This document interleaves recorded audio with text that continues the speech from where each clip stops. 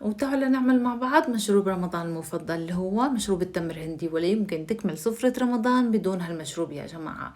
ولازم هاي السنة تجربوه على طريقتي، طريقة ناجحة 100%، بتحفظوه بألاني بالبراد وما بيصير عليه شيء أبدا. طريقة يعني مركزة 100%، طعمتها بتاخد العقل. منطلع شوي من المي الباردة أو شوي من قطع التلج. قطع التلج طبعا بنكون حاطين فيها ماء زهر، وقطع بنكون حاطين فيها ماء ورد، وقطع ما بنكون حاطين فيها شيء للي ما بيحب أبدا، بيحب طعمة التمر هندي على طبيعته. طريقة ناجحة 100%، بتمنى تجربوها. سويتها معاكم، شوفوا الفيديو كامل على قناتي على اليوتيوب أسرار المطبخ مع روز. بتمنى منكم دعم القناة، اشتراك فيها، تفعيل زر الجرس، ضغط على اللايك فضلا منكم، وليس أمرا تشاركوا الفيديو مع الأصدقاء والفيديو هذا قد ما بتقدروا مشان قناتي تكبر فيكم. وهلا فينا أقولكم رمضان كريم يجمعنا ويجمعكم على خير وسلام.